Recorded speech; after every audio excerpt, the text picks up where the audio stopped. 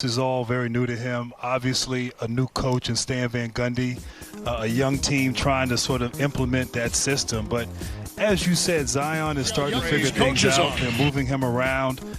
He is really doing his damage, as you said, in the paint. He has not made a shot outside of the paint this season.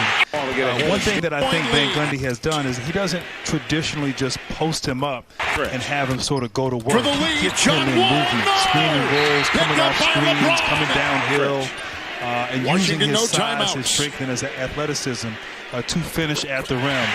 Zion is leading the NBA with 18.2 points per game in the paint, the highest mark in the league since our colleague, Mr. Shaquille O'Neal, had 19 points in the paint back in 2003. So, Van Gundy is figuring out ways to be creative with Zion, and most importantly, he's healthy, he's on the court, and he's been very productive, particularly as of late. Well, Grant, with Zion attacking the paint and shooting as efficient as he did in the last game, 13 for 15 from the field, it opened it up for the shooters outside, and the Pelicans were able to knock down the three-point shot at a high rate. This season, they've struggled from beyond the arc. So what would you say to J.J. Redick, who's having career lows in three-point shooting, Brandon Ingram as well? Lonzo Ball has been out with injury, but he's not shot the three well. So what will it do? Because we understand you have to make threes in this league. No, you really do, Candace. You make a great point. And obviously for a guy like Zion, it gives him more room to operate. And the recent shooting of the Pelicans getting a little bit better with their long distance shooting, I think has helped him and given him more space to operate. J.J. Redick, he started the first 7 games was only 12% from the three-point line, but in the last 4 games, he's 41% on the three-pointers. And over time, JJ historically has been a great shooter, and he'll maintain a solid shooting percentage. But that has been their struggle, and they have to step up and take with confidence and make those shots. One, because that's the NBA that we're in right now, but 2, with Steven Adams and, of course, with Zion Williamson inside, it's imperative that they have room to operate and have that balance of outside, inside to really help stabilize their offensive attack. MVCP. You lift that in there. Hey, it's catching on. It's catching on. It's catching on. You're right, Ro. My question, Grant Hill, for the other guy that's with the Brotherhood, Brandon Ingram. I mean, you watched his career grow from college, his first years with the Los Angeles Lakers. But as of late, just watching how his game has matured, obviously the pace of play has slowed down in New Orleans, but he's still averaging 23 points, but his assist is up. Can you just talk about what you've seen from him, and especially in the last 2 years? Yes, man, you make a great point. I mean, here's a young man who's really just, he's gotten stronger. He's gotten more confident. He came in his first couple years and obviously out in Los Angeles trying to find his way, but really has figured out his game and sort of his stature in this league in New Orleans. This season, yes, the team is sort of struggling on the offensive end, but he's averaging career highs in, his offensive rebounding rate, defensive rebounding rate, assist rate, block rate. His usage rate is up. And so this young man is certainly improving and getting better. And I think right now this team, in part, is just trying to figure out who they are and also, like I said earlier, trying to incorporate a new system. And when you don't have your normal preseason, your normal training camp, because of the pace of the season, the scheduling, the COVID protocols, you really can't practice a whole lot. And for a young team with a new coach, that presents some problems. But Brandon Ingram has been very consistent, 23 points a game, 6 rebounds, 5 assists, really getting it done and showing his skill set and his versatility early in the season for the Pels. Thanks, Grant. We're running out of time. Real quick, Pop interview last week was epic. Did you take his advice on the wine at the pregame, after game? I don't have Pop's budget, so I had to take some wine I got from 7-Eleven, but it still tasted good. You got some but box I will try wine. next It's okay. time. Oh, that's okay. Yes. Box wine is good. Hey, it is. It does its job. Grant, looking forward to hearing your call later on with Brian Anderson. We appreciate you. We'll see you soon. Hey, thanks for letting me rock with the best. Thanks, you already guys. know. Of course. With the Utah Jazz defense, they have been impressive so far. They are 6th in defensive efficiency or defensive rating, holding opponents to the 3rd worst field goal percentage in the NBA while maintaining that 3rd seed in the West. Our social media team caught up with the 2-time Defensive Player of the Year who took over our social. Before the game, I always have to take my nap. Literally, like, I don't think I've ever played a game without having a nap before. It really helps me re-energize before the game, and then before the game, you have the pre-game routine, the warm-up. I like to lift some weights before the game and watch some film, to prepare and just be able to get as locked in as you can when the game starts. Rudy Gobert, 2-time Defensive Player of the Year, 2nd in the NBA in blocks, 2nd in rebounds per game. So since he's the Defensive Player of the Year, I'll come to our resident Defensive Player of the Year, Candace Parker. So pregame routine, how important is that? He spoke about it. What is a part of your pregame routine? A nap is so crucial, and you will ask any athlete. It is very important. But I will say, Ro, as I've aged, my naps have gotten shorter and shorter just because I feel like I don't sleep as much. I can't sleep during the day as much. So I must say, when I was young, I used to be knocked out for more than 2 hours. But now it's like I'm lucky to get an hour and a half. Well, whatever you're doing is working. You got that trophy. We'll look for you to get that again. Hey, Smitty, so far we've been impressed with these last couple of wins against Denver and Atlanta. Utah has been spectacular in the last 5, holding opponents to 97 points per game and 40% shooting. What have they been doing defensively?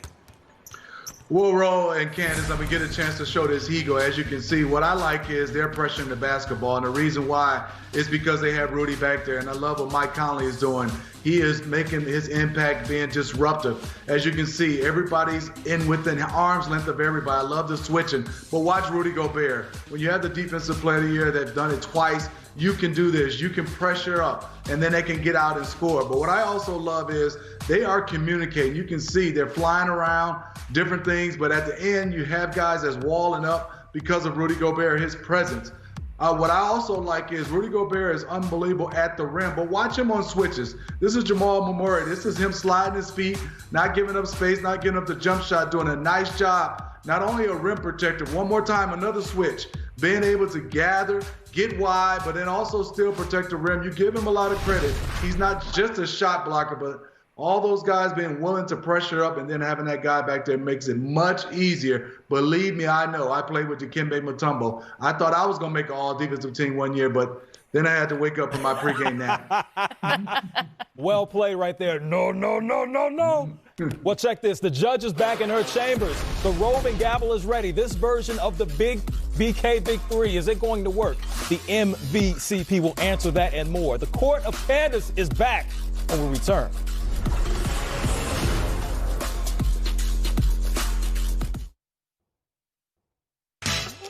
Shout out to the inventors, not the ones living in the annals of history, Mommy's on a break. but those who took an old way and made it better.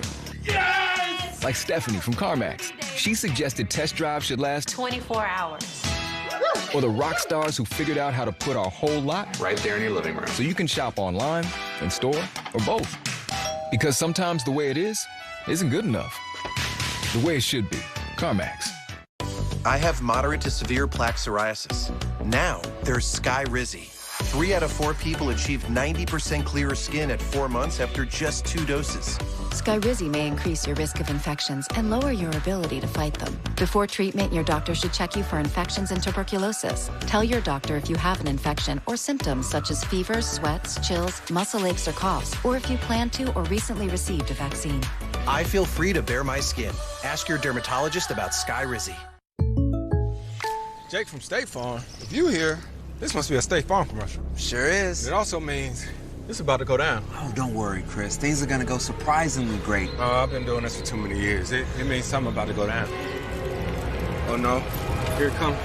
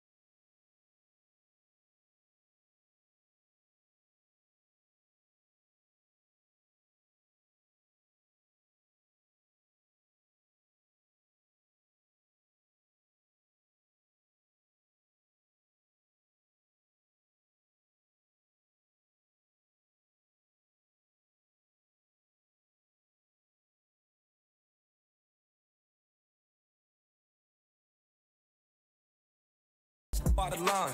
But I want I like you. Just don't get close to my 9. Yeah. Cause Subi's on. I'm feeling wavy as ever. If you do me wrong, I'ma move on to the better.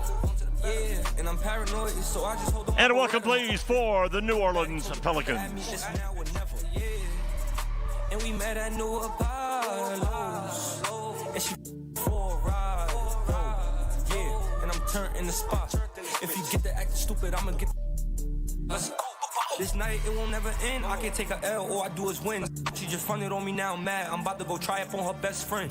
Be acting hot, but they trash. That's why I act blind in these Ray-Bins. I'm really a Keisha, now I'm about to link Ray-Vin. Yeah, it's really a litty night. This gold mix gon' get me right. It saved me from babies and girls going crazy. I won't have a baby through the night. You know we be bugging, you know we be thugging. You drop a 4, then we start a fight. You know we be bugging, you know we be thugging. You drop a 4, then we start a fight. Oh, baby, let's one more time. If you run you down, put your phone D&D and this really listen to me and it's so sad. It's a bottom line. But I want I like you me. Just don't get close to my 9. Yeah. And we met at New Apollo's. For a ride. Yeah. And I'm turned in the spot. If you act stupid, brand new whip just hopped in. What's poppin'? Brand new whip just hopped in. I got options. I can pass that like Stockton. Just joshing. I'ma spend this holiday locked in. My body got rid of them. Sports in the top 10. I can put the ball in the end zone, put a friend zone. Sound like an intro jet song, give me that tempo. Told Pooh he a fool. Told her don't let her friends know. In the Ville and I move like a dime. Eating fettuccine at Vincenzo's. Me and my amigos got that.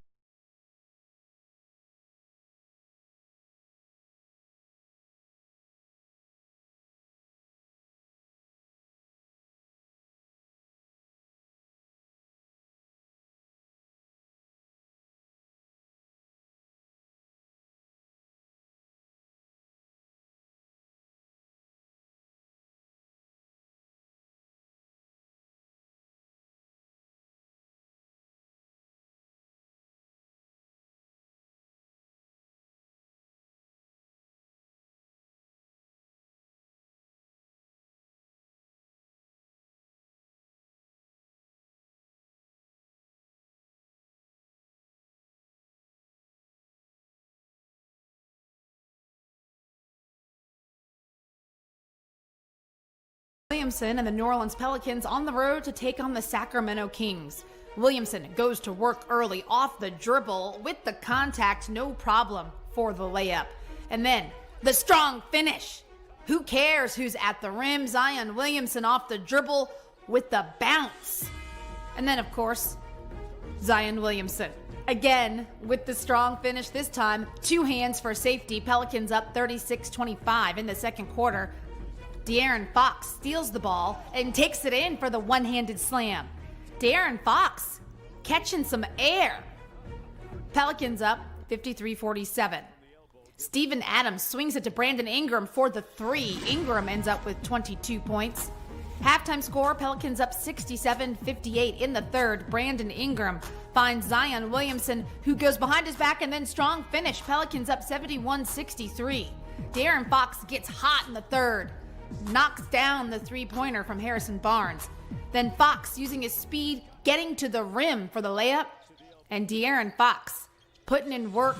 The dribble step back jumper is good. Fox had 16 points in the third quarter. In the fourth quarter, Zion Williamson drives, baseline, and nice finish. Williamson gets the foul, makes the free throw. 31 points, 6 rebounds for Williamson. Fox to the rim for the dunk. New career high for De'Aaron Fox, 41 points and 13 assists for Fox. Bledsoe knocks down the floater. Bledsoe ends up with 21 points, 6 rebounds. Pelicans pull away, hold on to win. Final score, New Orleans 128, Sacramento 123.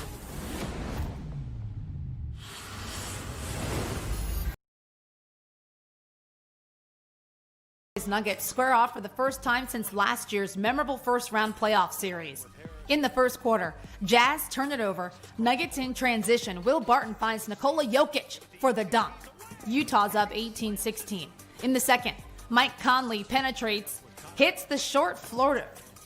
Then Donovan Mitchell finds Jordan Clarkson for the pull-up three plus the foul. He makes the free throw. Utah up 50-45. Nuggets close the half on a 13-3 run. Here's a piece of it. Jokic gathers the ball, lays it in. Then Jamal Murray with a step-back three-pointer plus the foul.